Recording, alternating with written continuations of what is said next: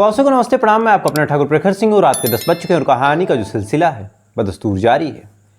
आज की कहानी शुरू करूँ उससे पहले एक वीडियो सोशल मीडिया पे बड़ी तेज़ी के साथ वायरल हुआ और इस वीडियो को देखने के बाद जो इसकी कहानी जब लोगों ने सुनी, लोगों ने जानी, तो वास्तव में आत्मा को बड़ी कचोटने वाली कहानी निकल के सामने आई। कहानी मुंबई की थी। एक 60 से 70 साल का आदमी और उसके साथ उससे लगभग आधी उम्र का आदमी, दोनों प्लेटफॉर्म पे एक दूसरे का हाथ पकड़े जा रहे हैं। तमाम चीज़ें बिल्कुल ठीक चल रही। चलते चलते प्लेटफॉर्म ख़त्म हुआ, उसके बाद समतल मिट्टी आई। उसके बाद थोड़ी दूर पे जाने के बाद दोनों एक दूसरे का हाथ पकड़ते हैं और पकड़ने के बाद पटरी पे लेट जाते हैं। पटरी पे अचानक ट्रेन आती है। ट्रेन ने भी अपना काम किया, दोनों वहीं पे मर जाते हैं। उसके बाद जब तमाम लोग ये चीज़ देखते हैं, देखने के बाद हड़कंप मचती है, क्योंकि लगभग लोगों ने देखा कि दोनों एक दूसरे का हाथ पकड़े आराम से बातचीत करते जा रहे थे। फौरन पुलिस बुलाई गई। पुलिस आती है, आने के बाद जब देखती है उसके बाद जांच पड़ताल करती है। पता चलता है कि ये लोग कौन है, कहाँ से हैं। तो जो पूरी कहानी अभी तक निकल के सामने आई उसके हिसाब से ये दोनों पिता पुत्र हैं। एक बाप है, एक बेटा है। और बाप जो था यानी जो फादर साहब थे, उनकी जो पत्नी है उनकी कुछ टाइम पहले डेथ हुई है। और जो बेटा है उसने भी 6 महीने पहले शादी की है और लव मैरिज। 6 महीने पहले शादी, उसके बाद माँ की मान लीजिए पहले मौत हुई थी। तो तमाम चीज़ें ठीक। तो फिर आखिर इन दोनों ने ऐसा किया क्यों? तो फिर जब इसके बारे में पता किया गया और जेब जब टटोली गई तो पता चला कि इन दोनों ने कुछ शेयर मार्केट और इधर उधर ऑनलाइन बिजनेस में पैसे लगाए थे और वो तमाम पैसे डूब गए। और इस सदमे को ये लोग बर्दाश्त नहीं कर पाते। आराम से पिता पुत्र बैठते हैं। बैठने के बाद ये डिस्कस करते हैं कि अब क्या किया जाए। फिर दोनों को समझ में आया कि चलो मर जाते हैं, क्योंकि दोनों ही हार गए थे। और बड़ी हैरान करने वाली बात है कि अगर पिता टूटता है तो बेटा उसको सहारा देता है, बाप टूटे तो बेटा, बेटा टूटे तो बाप कंधा पकड़ के खड़ा होता है, कहता है कि मैं हूँ, अभी परेशान न रहो। लेकिन यहाँ गजब था कि बाप और बेटे दोनों एक साथ ऐसा करते हैं। तो शायद ऐसा पहला मामला था जहाँ एक बाप और एक बेटा इस तरह से ज़िंदगी में हताश होते हैं, निराश होते हैं कि एक दूसरे के साथ एक दूसरे का हाथ पकड़ के स्टेशन पे जाके मौत को गले लगाते हैं। बड़ी अफसोसनाक थी। खैर, अब आते हैं आज की कहानी की बात करते हैं। और आज की कहानी की बात करें तो ये कहानी भी उन पुलिस वालों के लिए एक नज़ीर है जो किसी केस को महज इसलिए बंद कर देते हैं कि उनके पास कोई सबूत नहीं है, कोई सुराग नहीं है। और जांच पड़ताल करें तो करें कैसे? क्योंकि आज की कहानी एक ऐसे जांच पड़ताल की कहानी है, एक ऐसे मर्डर मिस्ट्री की कहानी है जिसमें ना कोई सबूत, ना कोई सुराग, ना कोई FIR, ना कोई चश्मदीद, ना ही बॉडी की शिनाख्त हो पाई, ना ही कुछ हो पाया। फिर भी गजब, एक ढक्कन पे कुछ नंबर लिखे और उन्हीं नंबरों के सहारे पुलिस वाले पहले कहीं और पहुंचते हैं। उसके बाद जांच पड़ताल करते करते कबाड़ियों तक के चक्कर लगाने पड़ते हैं। एक कबाड़ी वाले से लेकर दूसरे कबाड़ी वाले से, हर उस कबाड़ी वाले से जो अलग अलग इलाकों में कबाड़ बीनने जाता था, उन सब से पड़ताल करते करते लगभग 300 कैमरे खंगालते खंगालते अंत में पुलिस वाले जब कातिल का गिरबान पकड़ते हैं और पूरा केस सुलझाते हैं तो तमाम लोग हैरान होते हैं, परेशान होते हैं कि आखिर इस केस को कैसे सुलझाया गया। तो पूरी कहानी क्या है अब आपको बताता हूँ। गुजरात के सूरत में एक थाना लगता है, भिस्तान थाना। और इसी जून जुलाई की बात है, इसी साल 2024 की, यानी चंद दिन पहले की बात है। इसी भिस्तान थाने में एक लाश मिलती है। अब जब लाश मिली, पुलिस वालों को जब सूचना मिली कि यहाँ पे कुछ संदिग्ध चीज़ है, पुलिस वाले भाग के वहाँ जाते हैं। जाने के बाद जब देखते हैं तो देखने के बाद बड़े हैरान होते हैं, क्योंकि लाश तो उन्होंने अपनी ज़िंदगी में बहुत सारी देखी थी, लेकिन इस हिसाब की लाश शायद उनकी ज़िंदगी में पहली बार उन्होंने देखी थी। और सबसे बड़ी दिक्कत ये थी कि आखिर लाश को ले कैसे जाएं, क्योंकि जो बॉडी थी एक बड़े नीले कलर वाले ड्रम में थी, जिस ड्रम का उपयोग अक्सर शादियों में या फिर ऐसे गाँव में पानी वानी पिलाने के लिए फिर उसमें वाटर स्टोरेज किया जाता है। तो लगभग जो 3-4 फुट ऊंचा एक नीले कलर का ड्रम होता है, वही ड्रम था। ड्रम के अंदर लाश थी और लाश के ऊपर सीमेंट भरा हुआ था, यानी कुछ शरीर का हिस्सा दिख रहा था जैसे हाथ और बाल। इस वजह से तो पहचान हो रही थी कि यहाँ पे एक लाश है, लेकिन बाकी बॉडी सीमेंट के अंदर थी। अब ये चीज़ जब पुलिस वाले देखते हैं तो फिर तमाम लोगों की मदद से उस पूरे सीमेंट को पहली बात गाड़ी में डालते हैं। उसके बाद उस पूरे इलाके की तलाशी लेते हैं, चूँकि जो बॉडी मिली थी एक नाले में मिली थी, तो फिर आई कैसे, कहाँ से आई। बहरहाल इधर पुलिस की एक टीम ये तमाम चीज़ें कर ही रही थी, जांच पड़ताल, तफ्तीश, इलाके में सुराग का पता लगाना। दूसरी टीम इसको लेके पहुंचती हॉस्पिटल। अब ये हुआ कि भाई इसका पोस्टमार्टम किया जाए, तभी पता चलेगा कि ये कत्ल है या फिर किसी ने यूं ही अपने किसी सगे संबंधी को दफन किया या फिर कोई और बात है। कहाँ की बॉडी है, कब की लाश है, कुछ पता था नहीं।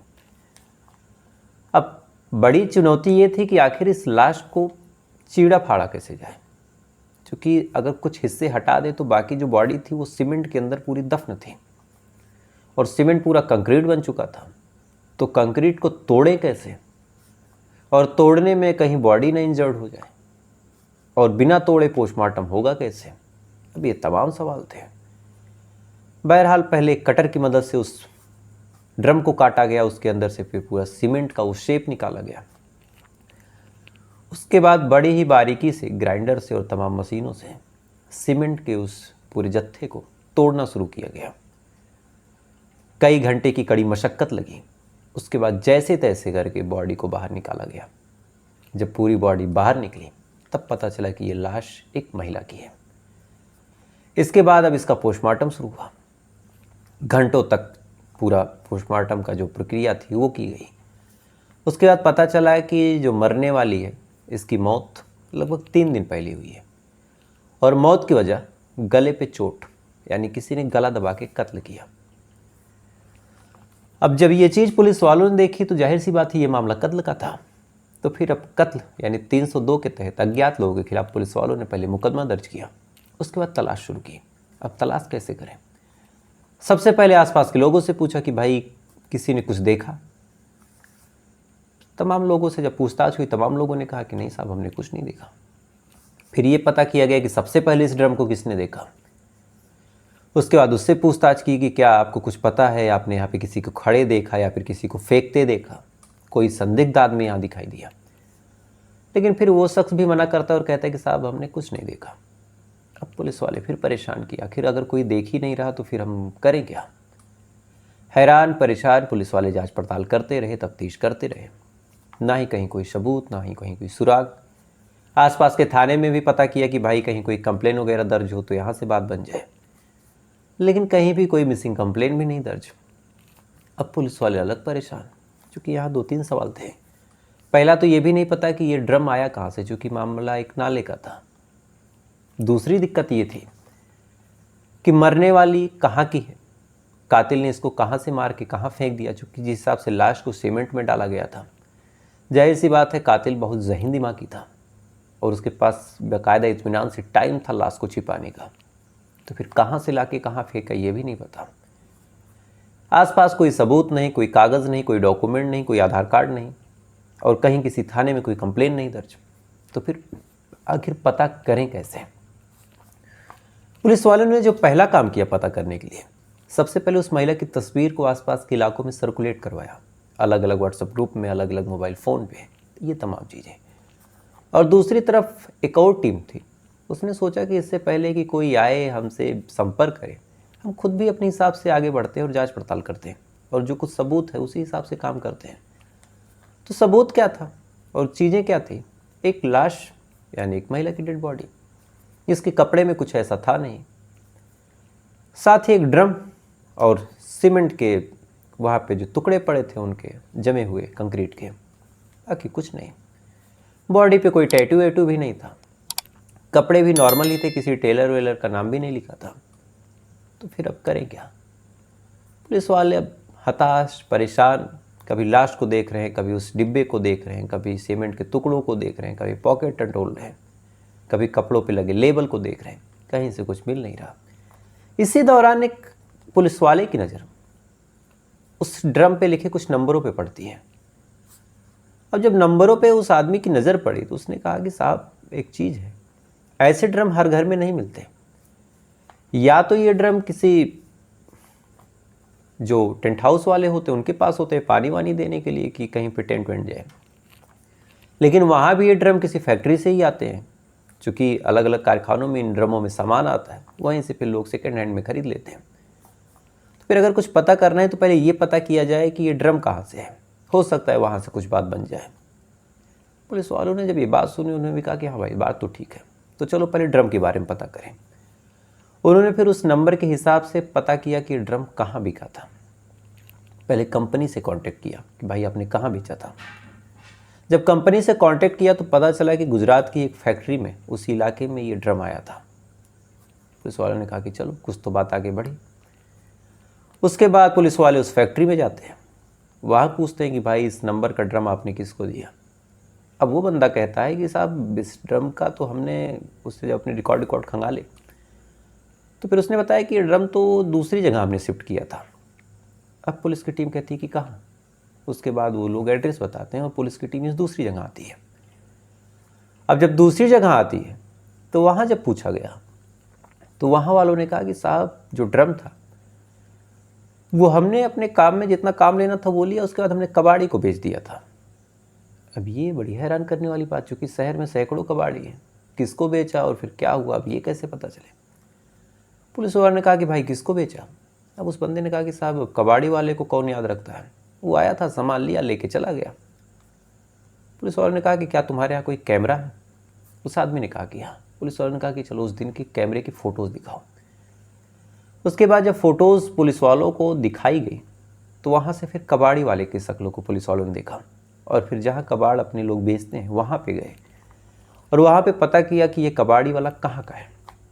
फाइनली काफ़ी मशक्क़त करने के बाद उस कबाड़ी वाले का एड्रेस मिला। पुलिस वाले उसके पास जाते कि इस उम्मीद में कि चलो कम से कम कुछ जानता होगा तो ये जानता होगा।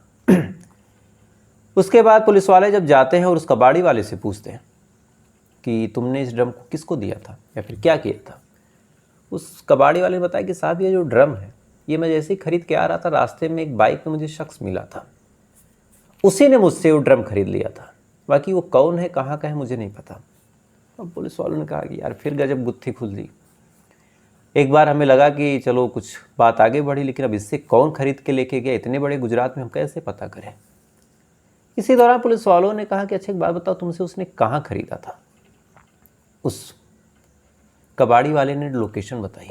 पुलिस की टीम जब वहाँ जाती है, जाने के बाद देखती है वहाँ पे आने और जाने का केवल एक रास्ता था। अब ये चीज़ जब पुलिस वालों ने देखी कि तब उन्हें कुछ उम्मीद की किरण दिखी कि चलो अब यहाँ से बात आगे बढ़ेगी। इसके बाद पुलिस वालों ने एक काम किया, उस रास्ते के जो इलाके थे उनमें जितने कैमरे लगे थे उनको खंगालना शुरू किया।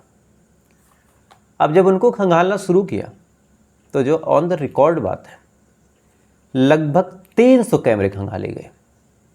किस्मत का खेल कि उन्हीं 300 कैमरों में से एक कैमरे पे एक शख्स बाइक पे एक ड्रम को लेके जा रहा था। जैसे ही पुलिस वाले ये चीज़ देखते हैं, देखने के बाद फ़ौरन पता करते हैं बाइक का नंबर क्या था। इत्तेफाक से कैमरे में बाइक का नंबर कैद था। फ़ौरन पुलिस वाले उस नंबर से उस गाड़ी के मालिक तक पहुंचते हैं और यहीं से पुलिस को एक लोकेशन मिलता है पाली गाँव का। पुलिस वाले पाली गाँव जाते हैं, वहाँ पे जो बाइक थी उसके मालिक के बारे में पता किया गया तो पता चला कि बाइक के जो ऑनर हैं वो संजय पटेल हैं। पुलिस वाले उनके पास जाते हैं, फिर उनसे पूछते हैं कि भाई तुमने जो ड्रम लिया था उसका क्या किया। ये शब्द जब संजय पटेल सुनता है, सुनने के बाद बदहवाश, हैरान परेशान, मानो काटो तो खून नहीं। ये चीज़ जब पुलिस वाले देखते हैं, देखने के बाद उस रवैये को भांपते हैं, फ़ौरन उसे पकड़ते हैं, पकड़ने के बाद थाने लाते हैं और उससे पूछते हैं कि पूरी कहानी क्या है, सच सच बताओ। और यहीं से कहानी पहुंच जाती है लगभग 6 महीने पहले। दरअसल संजय पटेल जो था उसकी शादी हुई थी धर्मिष्ठा नामक लड़की से, धर्मिष्ठा कांतिबाई चौहान। धर्मिष्ठा से शादी हुई, शादीशुदा ज़िंदगी बिल्कुल ठीक चल रही थी, तमाम चीज़ें बिल्कुल बढ़िया थी, पैसे कम थे लेकिन जितने भी थे गुजर बसर हो जाती थी। ना किसी बात को लेके कोई लड़ाई, ना कोई झगड़ा, ना कोई कलेश, तमाम चीज़ें बिल्कुल बढ़िया। लेकिन इसी दौरान एक खबर संजय के दिमाग में पड़ती है। किसी ने संजय को बताया कि तुम्हारी जो पत्नी है वो तुम्हारे अलावा किसी और से भी ताल्लुक़ रखती है, यानी किसी और से भी उसके ताल्लुकात हैं। अब ये शब्द जब संजय ने सुना तो उसे पहले तो बड़ा गुस्सा आया और एक बार उसे यकीन भी नहीं हुआ कि ऐसा कुछ है। उसने नज़र रखनी शुरू की अपनी पत्नी पे। अच्छा, जब नज़र रखी तो उसे भी कुछ ऐसी चीज़ें दिखी जिससे इसे लगा कि नहीं, लोग जो कहते हैं वो सही कहते हैं। अब इसी बात को लेकर संजय अपनी पत्नी धर्मिष्ठा पे काफ़ी नाराज़ रहने लगा। आए दिन लड़ाई होती, आए दिन झगड़ा होता, कहासुनी होती। और ऐसे ही जून के आखिरी हफ्ते की बात है, इन दोनों के बीच काफ़ी कहासुनी होती, काफ़ी लड़ाई झगड़ा होता है। लड़ाई झगड़ा जब काफ़ी बढ़ जाता है, संजय भी काफ़ी आवेश में आता है, धर्मिष्ठा भी कहने सुनने में कुछ चूकती रही। आलम यह होता है कि धर्मिष्ठा और संजय के बीच हाथापाई होती है। इसमें संजय हावी होता है। संजय धर्मिष्ठा के पेट पे बैठ के उसका गला दबाने लगता है। कुछ देर तक जो धर्मिष्ठा थी वो संघर्ष करती है, बचने की कोशिश करती है, लेकिन ज़्यादा देर अपना बचाव या फिर ज़्यादा देर संघर्ष कर नहीं पाती और अंत में फिर गला दबने की वजह से उसकी मौत हो जाती है। अब जब मौत हो गई और संजय को लगा कि अब मेरे हाथ से कत्ल हो गया, तब उसने सोचा कि भाई लाश का क्या करें। अब फिर संजय ने दिमाग लगाया। संजय पहले जाता है बाहर और कबाड़ी वाले से, उसी दौरान उसको कबाड़ी वाला दिखा, कबाड़ी वाले से पहले तो ड्रम खरीद के लाता है। जब ड्रम लाता है उसके बाद फिर क्या, लाश का क्या करें, फिर बाहर जाता है। एक बोरा सीमेंट और लगभग उतनी ही गिट्टी और मोरंग बालू, ये तमाम चीज़ें लेके आता है। लाने के बाद पहले नीचे थोड़ा सा बालू को रखता है, उसके बाद बॉडी को उसमें डालता है। डालने के बाद अब सीमेंट, बालू और वो गिट्टी, इन सबको आपस में मिक्स करता है और मिक्स करने के बाद बॉडी के ऊपर डालना शुरू करता है। बाकायदा कंक्रीट का घोल से उस पूरे ड्रम को जो भर देता है, उसके बाद भी इत्मीनान से उस पूरे कंक्रीट को जमने देता है। 2 दिनों तक अपने घर में उस पूरे कंक्रीट को रख के उस कंक्रीट को पूरा जमाता है, ताकि कभी बॉडी फेंके तो बॉडी बाहर ना दिखे। इसके बाद जब 2 दिनों तक कंक्रीट एकदम जम के पत्थर हो जाता है, उसके बाद जो संजय पटेल था वो निकलता है, बाइक पे उसको लादता है और लादने के बाद इसी भिस्तारा थाने में एक नाले के पास उसको फेंक देता है। लेकिन फेंकने के दौरान क्या गलती हुई क्या नहीं हुई कि बॉडी का टुकड़ा, शायद कोई उंगली या बाल, बाहर की तरफ झांकने लगता है। और यहीं से कुछ लोकल लोग जो थे, उन्होंने जब इस चीज़ को देखा तो उन्होंने पुलिस को इत्तला किया और पुलिस आती है और आने के बाद जांच पड़ताल करती है और कहानी फिर यहाँ तक पहुँचती है। तो आप सोच के देखिए कि एक नॉर्मल आदमी इतना दिमाग लगा सकता है कत्ल के टाइम पे कि कैसे उसको लाश को ठिकाने लगाना है, कैसे चीज़ों को डंप करना है और कैसे पुलिस वालों को मूर्ख बनाना है। तो आप सोच के देखिए। तो फिलहाल ये थी पूरी कहानी, और इस कहानी के बारे में आपकी क्या राय है आप कमेंट ज़रूर कीजिएगा, और साथ ही इसी कहानियों के लिए मुझे फॉलो कर लीजिएगा। तो आपसे कल फिर मुलाकात हुई किसी दूसरी सच्ची कहानी के साथ। तब तक अच्छे रहिएगा, खुश रहिए, अपना ख्याल रखिए, अपने देश का ख्याल रखिए। जय हिंद, वंदे मातरम।